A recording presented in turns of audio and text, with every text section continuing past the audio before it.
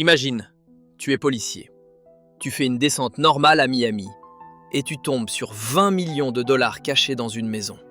Le problème, ce n'est pas l'argent des gentils. Et à partir de là, ta propre équipe devient ton pire danger. Aujourd'hui, je te raconte The Rip 2026, le film Netflix avec Matt Damon et Ben Affleck. Et surtout, la vraie histoire derrière le film qui est encore plus folle. The Rip est un thriller d'action réalisé par Joe Carnahan, sorti sur Netflix le 16 janvier 2026. On suit une unité antidrogue à Miami, des flics expérimentés, soudés, efficaces.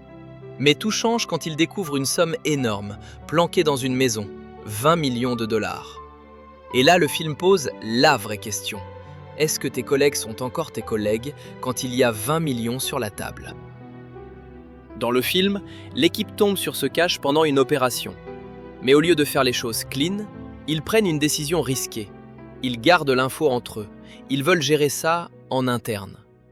Sauf que dans ce genre d'histoire, le secret, c'est une bombe. Très vite, la paranoïa monte, les soupçons explosent et même les alliances entre potes commencent à se fissurer. Parce que dans The Ripé, le vrai monstre, c'est pas un cartel, c'est la tentation. Et ce qui rend le film fort, c'est que c'est un thriller à huis clos. Ils sont coincés, sous pression, et chaque minute peut tourner au drame. Et maintenant, la vraie histoire, celle qui a inspiré The RIP. Et je te le dis direct, c'est encore plus fou que dans le film. En 2016, à Miami, une unité antidrogue du Miami-Dade Police Department mène une enquête de longue durée sur un homme nommé Luis Hernandez González, un propriétaire de magasin de jardinage soupçonné de gérer un trafic énorme de marijuana. Pendant l'enquête, les policiers comprennent que le business tourne à des millions. Mais le truc, c'est que cet argent n'est pas en banque, il est planqué, quelque part. Et le jour de la descente, ils perquisitionnent une maison à Miami Lakes. Et là, ils tombent sur un truc incroyable. Des seaux Home Depot remplis d'argent cachés dans le plafond / grenier derrière une installation spécialement faite pour dissimuler le cash. Le total ?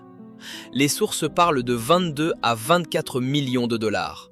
Et ce n'est pas juste un carton dans un placard. C'était un vrai système de cash, organisé, pensé pour ne jamais être trouvé. Le policier au cœur de cette histoire s'appelle Chris Casiano. Et dans le film, il a même participé comme conseiller technique, parce que c'est lui qui a vécu une partie de ce cauchemar réel.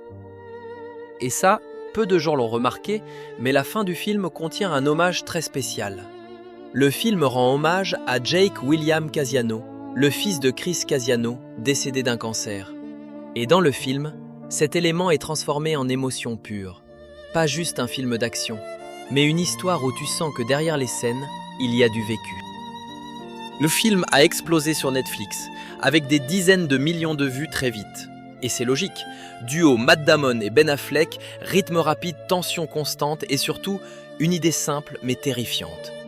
Et si ton équipe te trahissait pour de l'argent ? Maintenant dis-moi un truc en commentaire. Si toi tu trouves 20 millions, tu fais quoi ? Tu déclares tout ?